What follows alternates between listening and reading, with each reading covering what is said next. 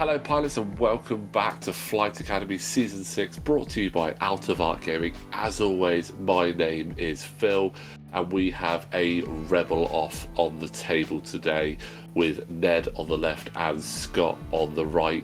Not only is it Rebel off, but it's a Fen versus Fen, and seeing as it is Rebels, we've got our favourite Rebel scum joining us.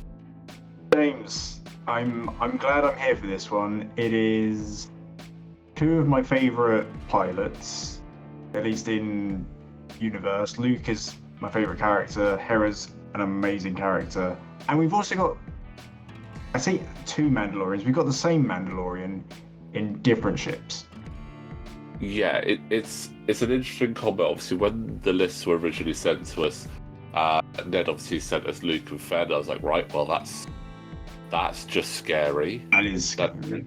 That's a scary combo. And then Scott sent his list, and I was like,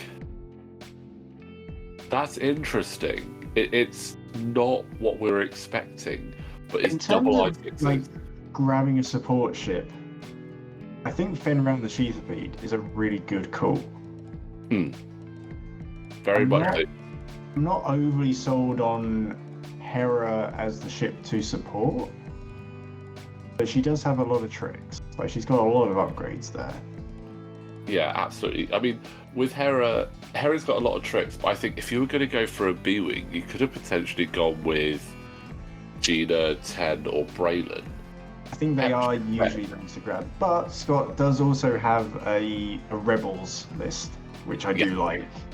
You've got Sabine Gunner as well. Yeah, so... I just noticed that. It's like also got Sabine as the gunner. But I does. Shenanigans. I actually can't remember either. Yeah, because you don't see her very often. She costs 2 after you perform a special attack. So in this case, I guess the ion cannon, right? Yeah. You may choose a number of friendly ships arranged 0 to 3 of the defender, up to the number of damage cards dealt to the defender during that attack. Each chosen ship may remove 1 strain or stress. So you attack, you get rid of strain or stress on Fen. Yourself and potentially Fen as well. But that actually does work with this list and what Fen does, because obviously Fen likes to stress himself to say, no mods for you. Oh, that's true. I forgot that Fen took a stress to do his ability. Yeah, so that's actually quite good. I mean, I think they are a little duo, but it's up against the maybe most point efficient ship in the game, Luke from Battle of Yavin. Yeah, that ship is just so cost effective. 5 points for a very efficient proton torpedo. Yeah, it's arguably one of the best proton torpedo carriers in the game. If you have access to Battle of Yavin, I would say it's probably one of the best ships within the Rebel faction. It is just so good. On top of that is the other Fen Rao in Rebels, but also not the only other Fen Rao, because there's also Scum Fen Rao. Yeah. So admittedly, this one has less teeth, but it's still annoying. And Initiative 6. He also works really well with Luke. Obviously, having swarm tactics is great, but his ability that he can basically allow Luke to remove a stress as well. And again, it's quite a wordy ability. I swear that unless Fen Rao is going aggressive, his abilities are very wordy. So it's going to be interesting to see how these two ships come up. I mean, a B-Wing isn't exactly, I wouldn't say it's a bad shout against either one of these ships with that double tap. If it can get that right, that can be quite powerful. Obviously going to have to be wary of the swarm tactics I6 flat back though, because that's going to be scary. Do well to try and make use of the ion cannon in this game in particular. Yeah, I mean, looking at where Luke is right now, he might be able to, if he gets Ion, he might be able to avoid that obstacle with... Yeah, a great spot to be in for him. I do like Scott's positioning with his two ships, though, because Fen wants to go, right, you're shooting at Hera, I want you in my arc, so I'll just tuck in behind. Unfortunately, it looks like Ned has seen that coming and just zoomed around the side with his own Fen. I mean, it's what Fang fighters do. They are designed to go round and attack. Well, I say they're designed that. Their inbuilt ability favours them going facing off with Concordia, but at the same time, they are great for just getting round the side. And you know what? They've got 4 health, no shields, but they've got a lot of green dice to back that up. So they're a tough ship to take down, that Fang fighter. Yeah, I mean, Fang fighters in general are tricky to get rid of. They've got decent health, but good agility with 3. And on top of that, then you've got to deal with Luke with his regenerating force. Yeah, which is just scary, because especially if he's swarm tactics up and has to spend 1 or 2 of his force, you start shooting him, he's like, okay, well, I'll just get it back. Do you, as Ned, try and take out Hera first, or you take out Fen, which means you then don't have to deal with his ability? I mean, my first game of Flight Academy was against Scott, and if you want to check that out, that's game 4 of Flight Academy. I came up against Scott, and my choice was that B-Wing can double tap. I'm taking that thing out first. That's what I'm going for first. That's my priority target, because of Hera's ability, and she can share her token with Fen anyway, so you may as well just shoot Hera. Yeah, it's a very strong. Her ability is very strong. In this format, it's good. I'm not sure if it is the best ability to have in this format, but at the same time, if Hera gets range 1, that's a 4 dice range 1 shot, plus then a 4 dice ion cannon shot, so you're looking at potentially 5 damage and ion. For me, that was the scarier prospect. Don't get me wrong, the Shooterpede is still, it's not a terrible ship. It's got a forward and back arc, so it's got a lot of utility there. And Seasoned Navigator does make it interesting, upping its maneuverability on the dial, being I6 as well, being able to go, oh, you went that way, okay, I'll just change my direction. Yeah, it's interesting because you don't normally have access to Seasoned Navigator, because Flight Academy is technically extended lists. Yes. So Seasoned Navigator is expensive at 7 points. After you reveal your dial, you may set your dial to another non-red maneuver at the same speed. While you execute that maneuver, increase its difficulty. So if you do need to change your mind about where you're going, you can. Yeah. They're just having a bit of a check on the wording of Luke. I know they have they've done a slight tweak to Luke's wording with the amended version. So it actually clarifies when you are like assigned as the defender, you regain a force. Yeah, it's before you roll any dice. Yes. Yeah. So I think it's the same as the other one. Yeah, I think they just clarified it. Yeah. Also, looking at the Seasoned Navigator, it says to increase your difficulty. Ben also has the R4 astromech, so that potentially cancels out. Yes. Which is a nice little combo. Yeah. Absolutely, it is handy. Although I think, again, that's a nice double crit roll there. Oh, and not the best from Luke. No, he's now shielded down. So, a crit got through. Crit got through console fire as well. Well, there's worse crits. Yeah, there are worse crits, and that was that's a return shot if ever I saw one. I believe that's going into. We've got 2 dice there, so that must be Fen on Fen. No, that must be Luke into Fen, right? No, Luke into Hera. No, that's got into Fen. That's got into Fen. Oh, he's Fen on 1. Fen on Fen violence. Okay. Yeah. That's a brutal shot there. and only 1 health left. I think at this point you take a shot on Fen with Luke. Yeah, just if you can. I mean, I know you've got the lot and torpedoes, for Hera, but 1 health and you can take out a whole ship in a 2-ship game. yeah. No damage from console fire. Yeah, when you're down to 1 ship in a 2-ship game, that is where it gets tricky. But looks like we're going to see that proton. Okay, so Enral triggering. So now can't spend tokens. A good choice to use Fenral there. But we've got proton torpedo. That's the innate ability of the proton torpedo, which isn't a token, so that's allowed. Yeah. Okay. No defense dice being rolled, just taking damage. Are we sure it's a fuel leak and not a? No, because that was on Hera, so he did shoot into Hera. So I guess they forgot about that part in the damage step. Right. Yeah, interesting.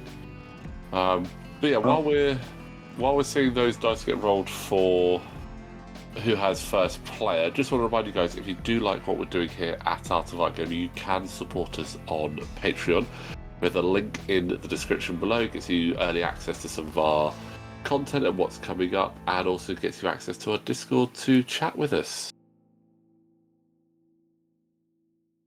I mean, that's a sensible move from Ned. Just move to a safe spot. You know you're moving first with Luke, so you know you can go there and just fix that crit. Yeah, fix the console fire. Really good option there, because the last thing you want is to take a damage from console fire and then only take 2 damage in response. Yeah, Luke did take a lot more damage that engagement than I thought he would.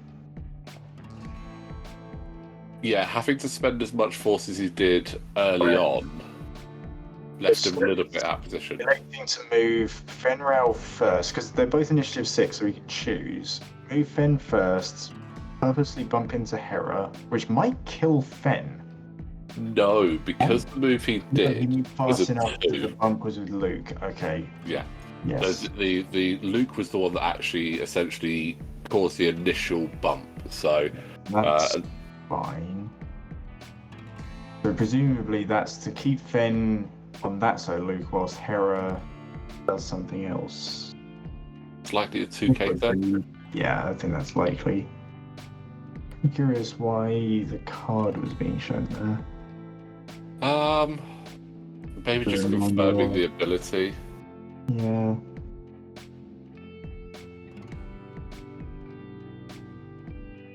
But I mean, I'd anticipate a 2k turn from Hera. The only problem is she doesn't have a lock, so she's not able to double tap, which would be. Yeah, Ned has zoomed into the fight a bit too quick for Scott to set up his stuff in the way he would exactly want to. Yeah, there's the K turn. The Tiger Lock needs to move across as well, but I'm sure the guys will sort that.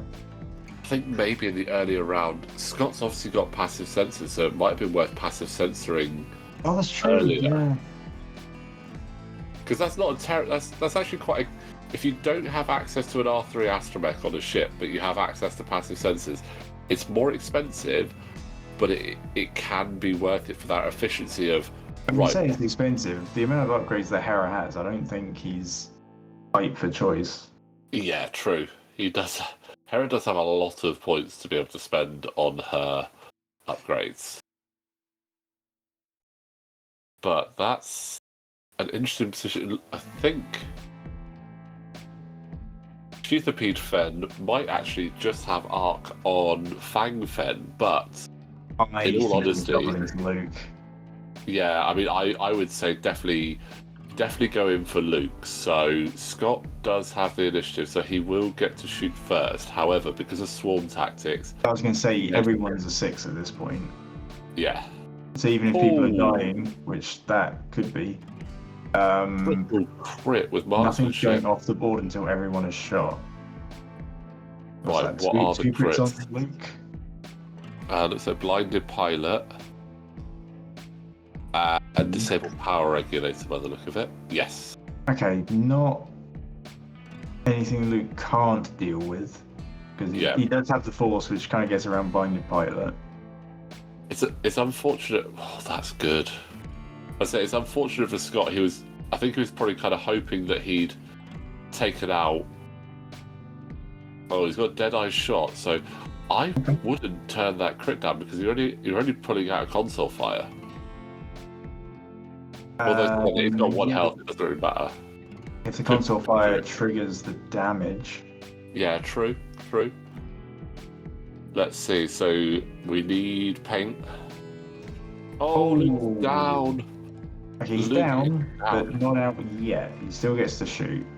And he has a really good target in Fen Rao, so I think this is going to be a trade-off here. It's Luke's only shot. He's still got 2 Force. He's just going to go range 1 into Fen. Yeah, I mean, Fen could take the stress to stop him spending the Force, but... Sure, but you've got 1 health, and it's a 4-die attack. He's a little bit late there. Oh, that's Fen down. Yeah. That's definitely Fen down. Even if Fen had used the ability on that, Fen's down. Yeah, so hit, crit, crit. 1 hit, 1 crit, which triggers the fuel leak, so this next card is the fuel leak. And then the other crit is another fuel leak. That's a lot of damage cards for a... What is it, a 4-hull ship? 4-hull ship, yeah. And there's 7 damage cards on him. I think he might be dead. I think I agree. So now Fanged Fen gets to shoot into Hera. And that is... I think Scott will see if he could trigger his stress mechanic there, but it was a little bit late on the uptake on that. A nasty shot. Yeah, so that's 3 because I'm pretty sure that was 3 hits. Yeah, I think he got knocked during that. Yeah, so it should be 3 hits. Yeah, 2 hits of the crit, and there's another console fire. Ah. Right. Looks like that puts Hera down to 1 health against a full health Fen Rao. Yeah. I mean, I feel like we're going to see a similar situation. Hera moves forward, but this time Fen does a K-turn for a shot. I mean, this is a very tricky position for Scott to be in. It would have to go very well for him to be able to turn this around if he was able to. I think the most he could sort of hope for is potentially a draw if he was able to double tap Fen down. Yeah. With Fen not having a shot. Yeah, but... move forward, clear stress, take the lock now, and hope that.